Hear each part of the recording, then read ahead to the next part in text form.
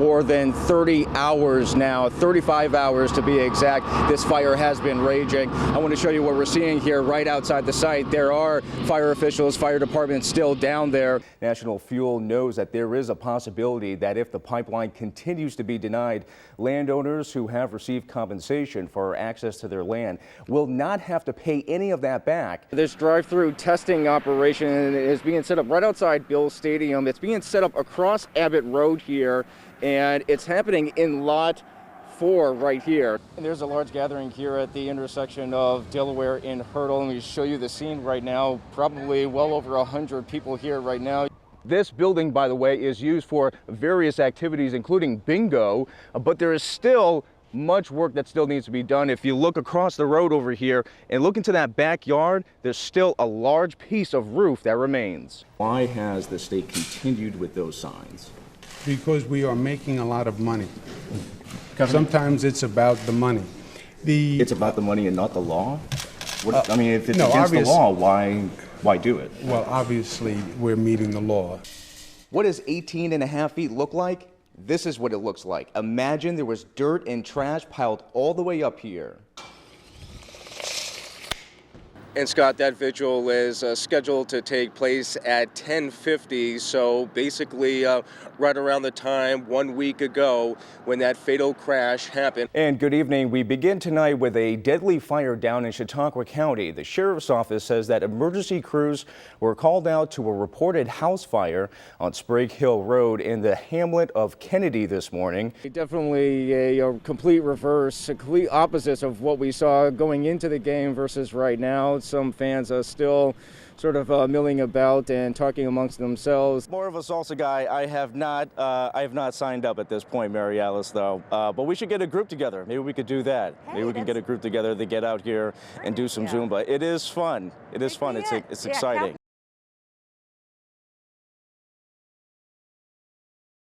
We did not come to destroy your neighborhood.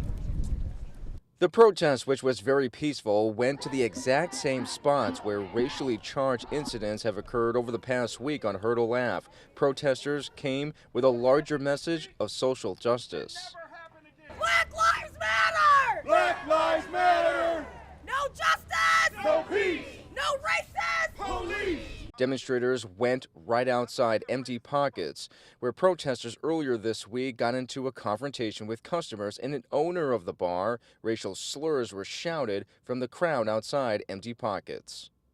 Excuse me, I organized this protest because one of my friends, which is an African-American female, she called me and she was very, very, very upset at what happened over here.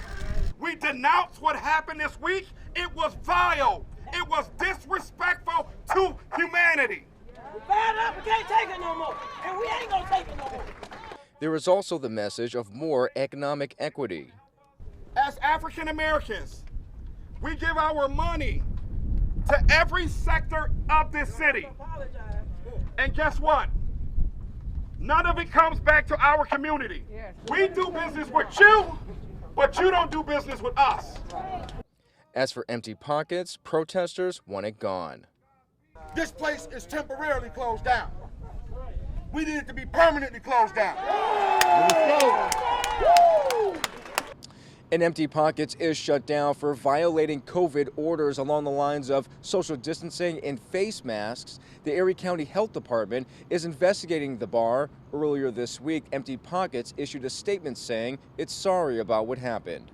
In Buffalo, I'm Jeff Preval, Channel 2 News.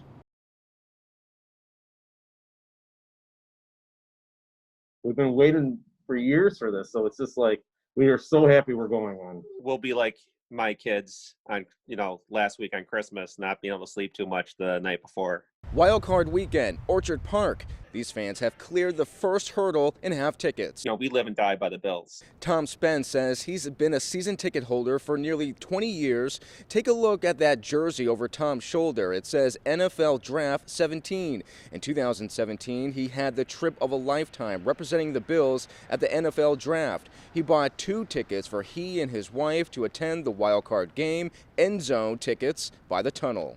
Considering the circumstances, we're really thrilled to be one of the people that are going to be able to go. Russ Desiderio and Rob Parente are lifelong friends and say they've been season ticket holders for 18 years. Here's video of the moment they got tickets.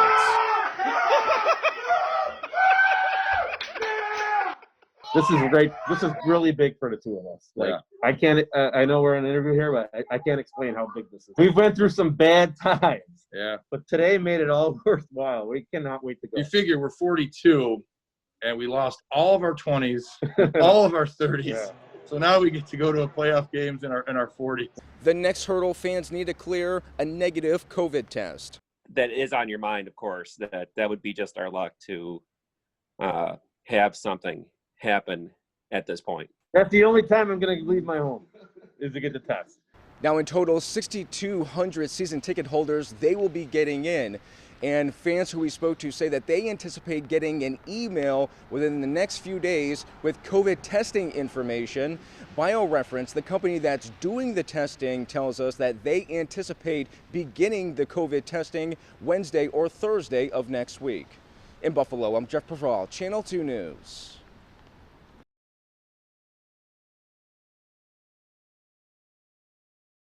It was definitely very scary.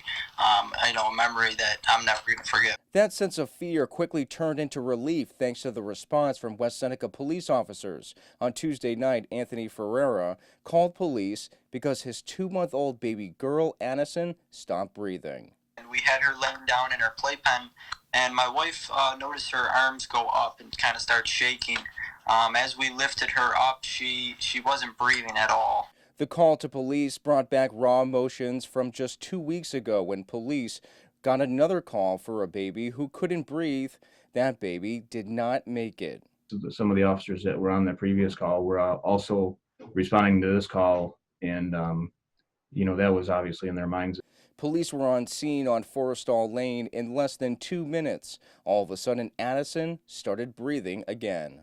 The thing that I'm going to remember the most is her first cry when Officer Carr was holding her. That was the biggest relief that I felt during that whole situation. Officer Kevin Carr, seen here in this picture posted on the West Seneca Police Facebook page. And he took the baby into his arms from the dad and ran the baby over to the ambulance with the paramedics just to get the baby inside and get some oxygen flowing. Because when he first got on location, since the baby had spontaneously began breathing, but was still in some distress, didn't have great color. So there, it was still a little bit tense at the time. After numerous tests at Oshai Children's Hospital, Addison's parents say doctors found a hole in her heart. She's been put on medicine for reflux and will be seen by a cardiologist. But what exactly caused her to stop breathing, they're still not sure. We're just, hoping and praying that it doesn't happen again. We are very, very happy to have the West Seneca police officers, helping us and supporting us. Jeff Preval, Channel 2 News.